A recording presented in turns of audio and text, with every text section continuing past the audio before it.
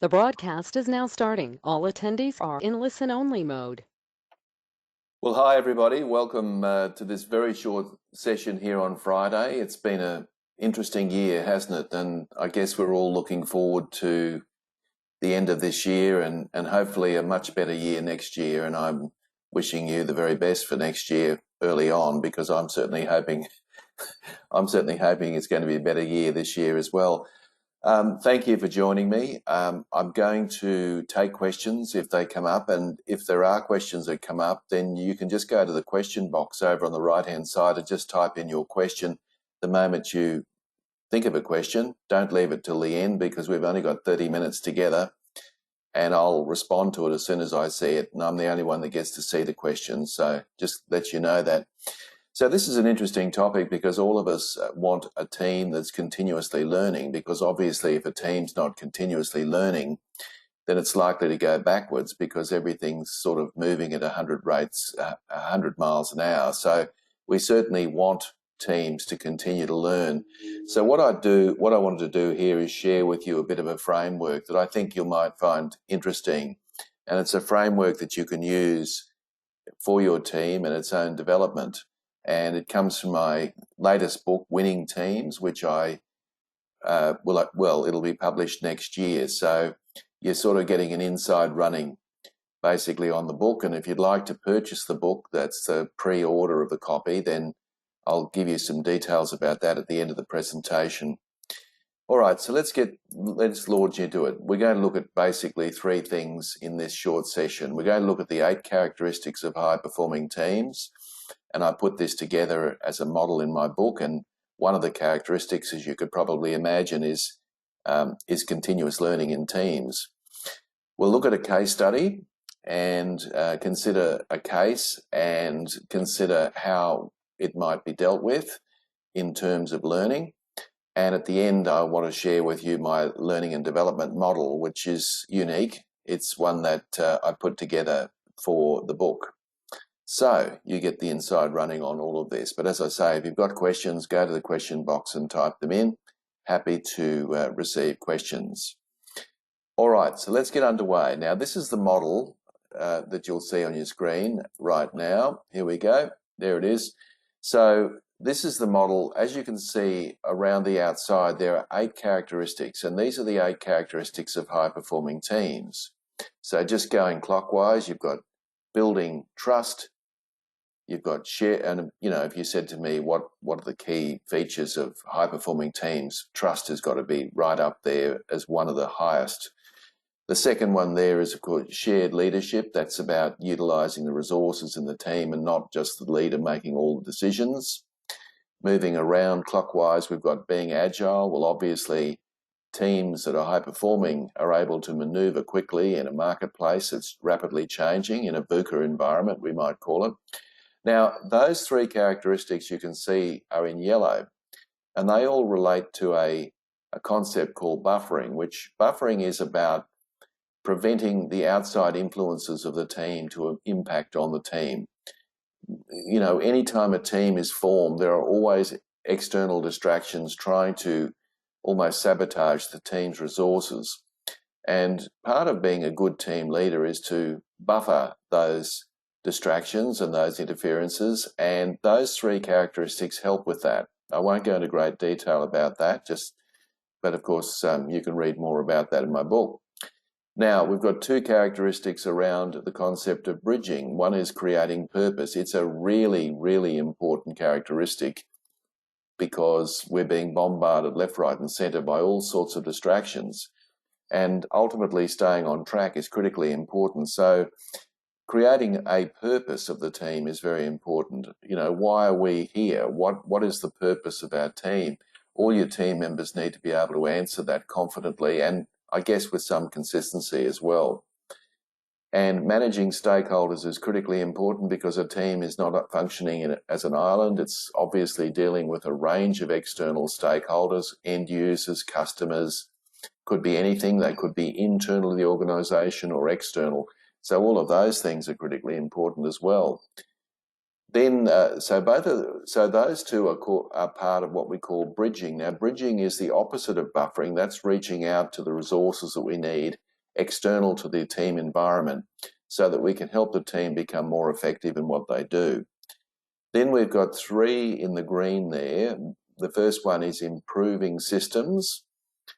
Any team, all teams have their own systems, the way they do things. Systems may not be necessarily bureaucratic ways of doing things, but they're ways that we actually go about our business. And high-performing teams are always looking at sharpening their systems, always looking at ways and means of doing things. If you are thinking, well, where would I start? Because, there are so many things that I do in a team. The place to start is actually where the chunk of your activity is. So whatever it is that you do the bulk of, that's where you need to start, because getting a small improvement in that system, whatever that might be, you're likely to get a significant impact overall. Managing diversity is critically important, or utilising diversity. And of course, many teams are formed before you get there, so it's a bit hard to do that. But I think what you need to do is to think about diversity as more than gender and ethnicity and, those sorts of issues that we often think when we think about diversity. Think also about thinking styles. That's diversity. So if you can harness and utilise your thinking styles in your team, you're going to be far more effective. And the final one there, of course, as you can see, is learn continuously, which is, of course, one that we'll go into in some depth this morning. So those things are all related to a concept called building, which is the internal building of a culture of your team. So there we are, there's the model, and so I just wanted to put it into context so that you can see. Now you might say, well, where did these 8 characteristics come from? Well, basically my research, my observations, my reading in the area, my experience as a consultant. I'm not suggesting that there are only 8. I suspect there are more than 8. And within those 8, there's probably some that are more important than others, such as building trust and creating purpose. In my view, they're the 2 critically important ones. Now, the good news is if you could start anywhere, you could start anywhere there. And the good news is if you impact positively on one, it'll impact on the others because, of course, they're all interrelated to some degree.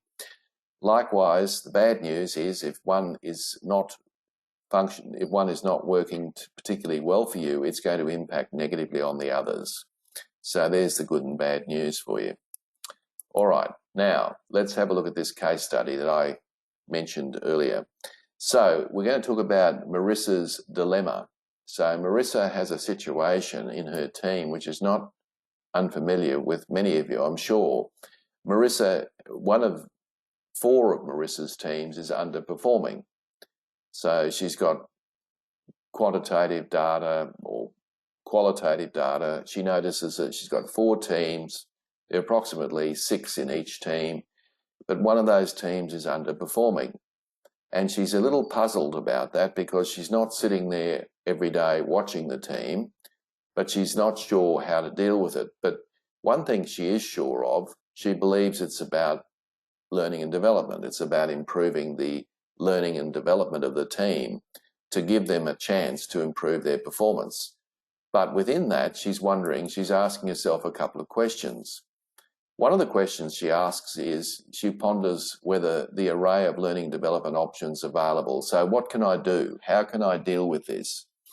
What are my options? Now, I would say to you that 80% of the learning that goes on in most teams is what we might call technical based. In other words, it's about helping people improve the job that they're doing.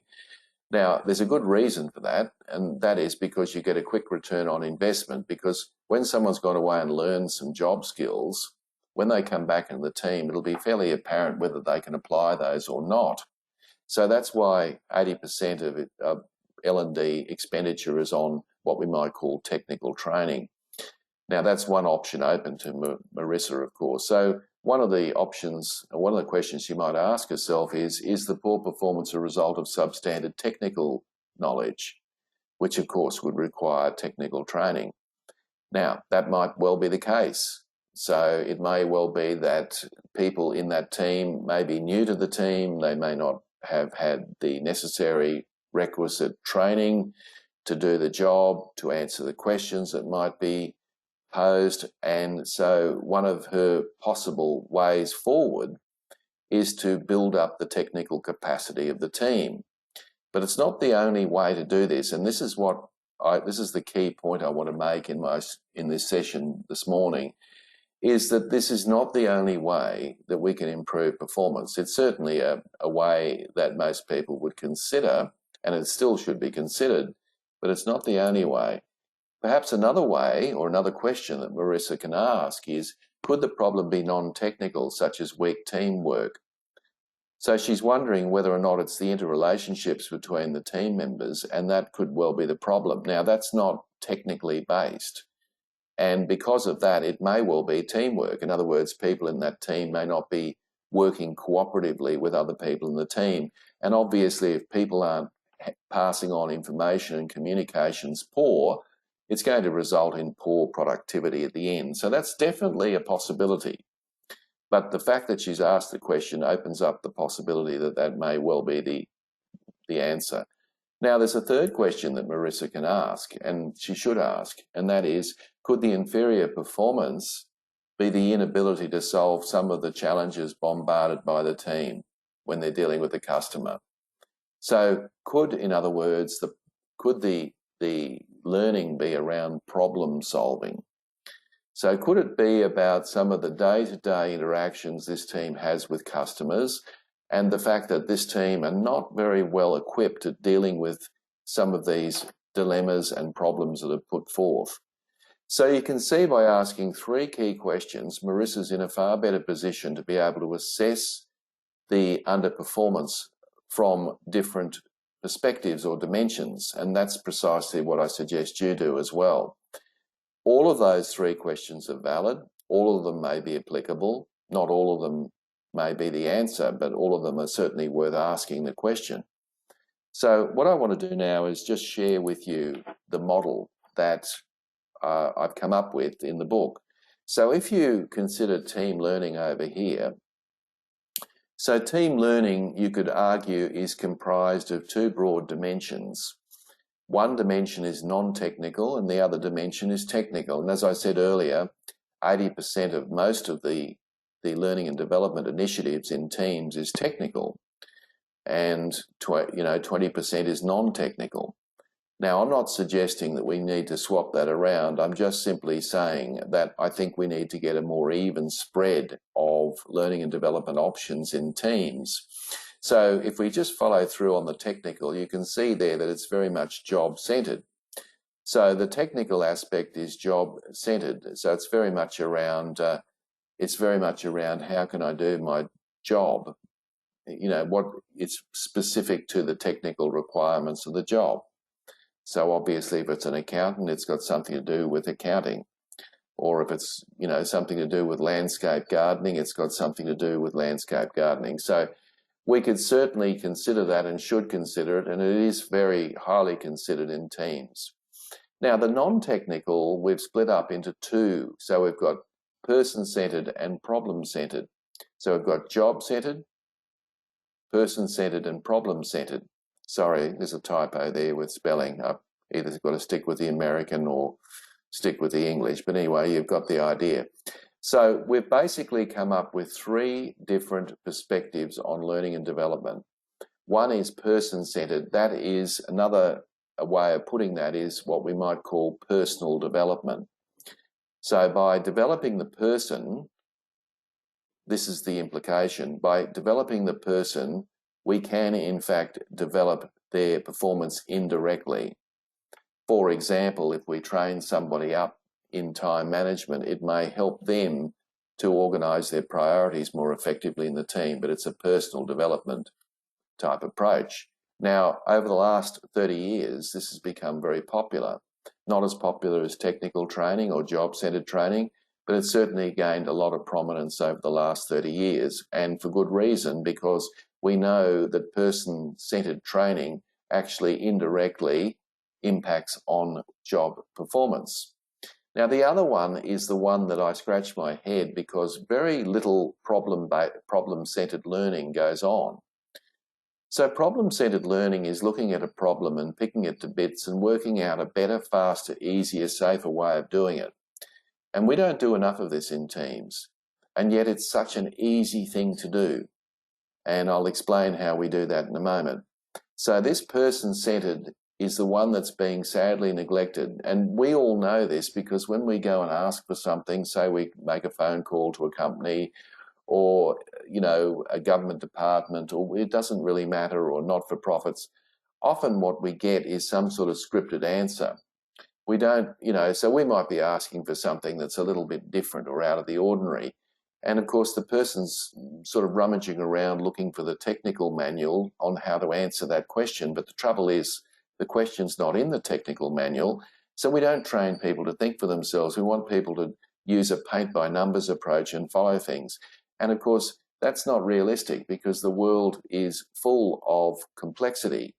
And so we need to get people to think on their feet, and problem-based or problem-centered learning is very much about that. So basically, to sum up there, we've got person-centered, problem-centered, and job-centered. And these are the three that are key. So let's have a look at this job-centered learning. Job-centered learning, as I said, is very much around the technical aspects of what the person does. Often when we recruit somebody, they have some fundamental job-centered training, whether it's a university degree or a TAFE course or some sort of, there's something there. We look at those qualifications, and that's a prerequisite for just getting an interview. So there is definitely job-centered learning before people get on the job. And then, of course, when people do get on the job, they are often sent off to training programs to continue to upgrade their skills and so forth, whether it's learning some technology or whether it might be learning a new piece of legislation relating to their business. Whatever it might be, if it's directly related to the job, it's a job-centered learning opportunity. So now we don't want that to go. We just don't want it to dominate every single thing we do in the team, because if you do that, you're going to find that your team's not performing at its peak. Not to suggest that the training itself isn't relevant. Now, the person-centered learning, as I mentioned earlier, is really around personal development. So it could be things like emotional intelligence, time management. It could be around goal setting. It could be around some sort of planning. Maybe it might be some sort of a motivational type program. All of these things are becoming more and more popular. And I, as I said earlier, I think probably about 20% of what we do in organisations is person-centered. Now, these things are really useful because they develop the person. And by developing the person, there's a reasonable chance that they will apply at least some of that development to the work that they do. So it means that if organisations are spending money on person-centered learning, they know that indirectly they'll probably get some return on investment. But also, of course, the individual is going to get a return because they've hopefully learned a skill set that might be useful, that's not directly related to the job, that they can use in their employment. Now, the one that is sadly lacking, as I said, is the problem-centered learning. Now, I remember years ago, doing a job for a large airline. This was years and years ago, and we got in the room a slice of the organisation. We got pilots, we got flight attendants, we got engineers, we got salespeople, we got administrative people, we got everybody, a slice of the organisation, and we painted a scenario for the team.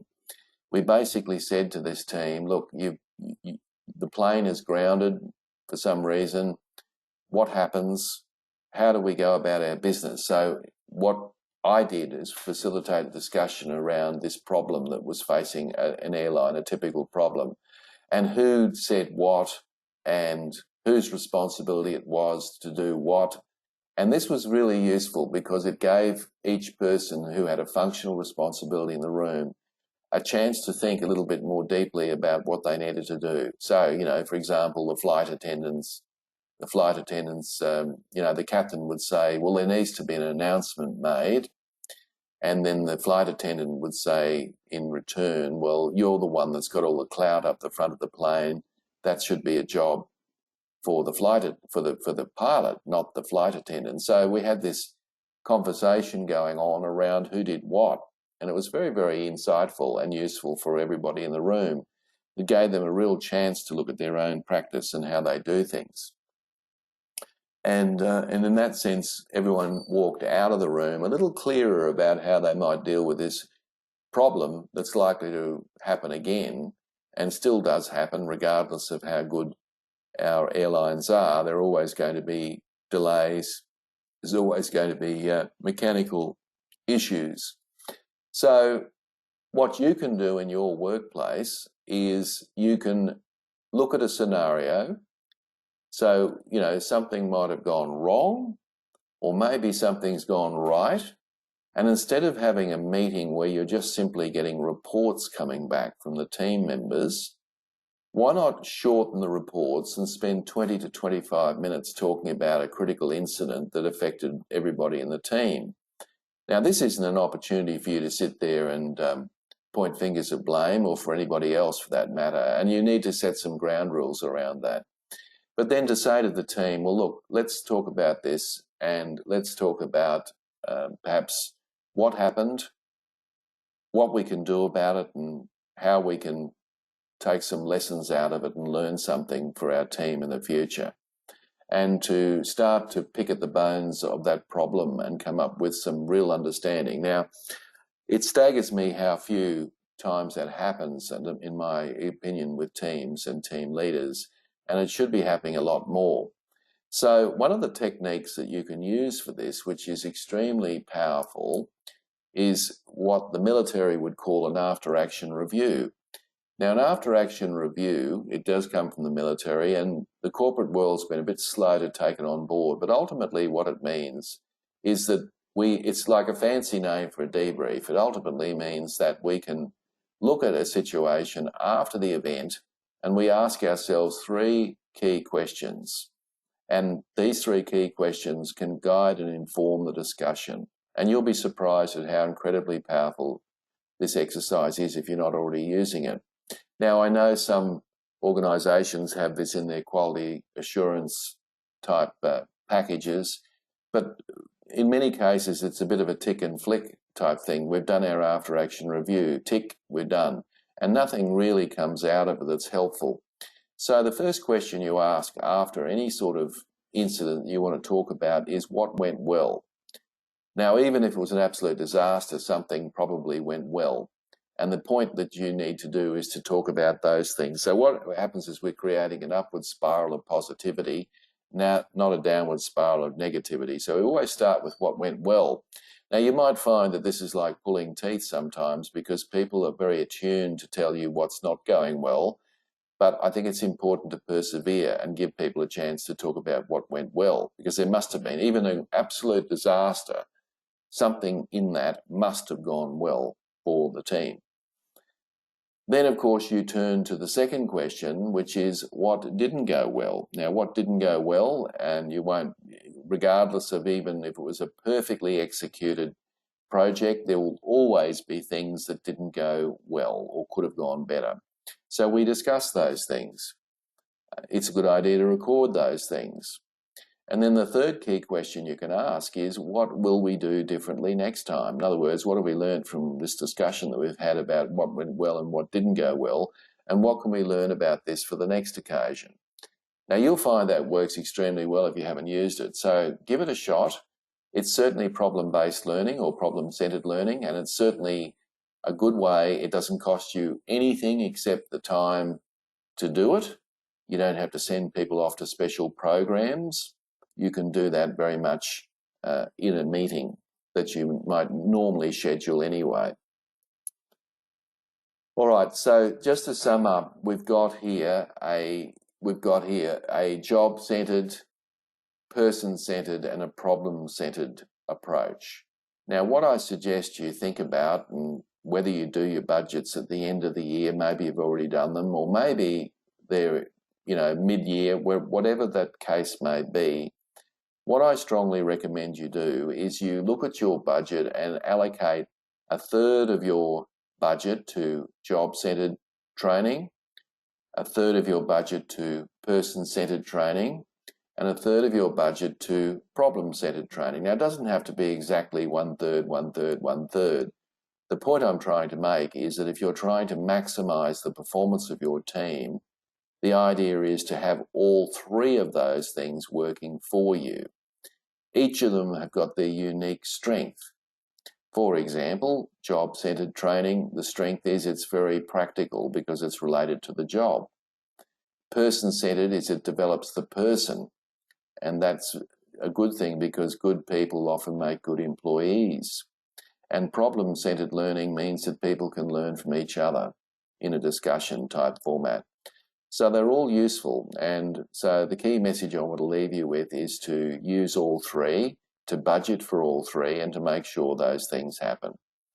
So folks, that's it. That's about it for me. If there are any questions, now's the time to type them in because, yep, nothing at this stage. I just wanted to finish by giving you an opportunity to pre-order my book, and of course this information's in the book as is a lot of other valuable information.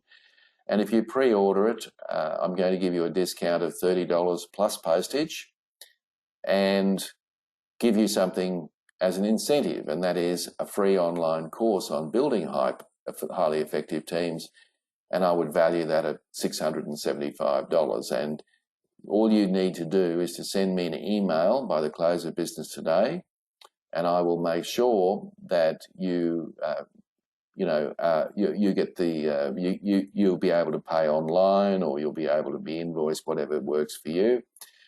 I will give you a code. You can go into the course and you can virtually start immediately and start working on these things. So there's the little inducement for you, and I hope you might be able to take advantage of that. So folks, that's it from me. Can I wish you all a Merry Christmas, Happy New Year. Well, let's hope that 2021 is a far better year than 2020.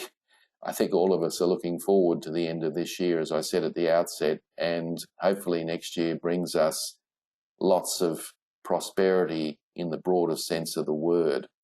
So thank you, everyone. All the best, and I will send you a copy of the slides and the recording after lunch, and it'll give you a chance to review what we've talked about. Thank you and goodbye.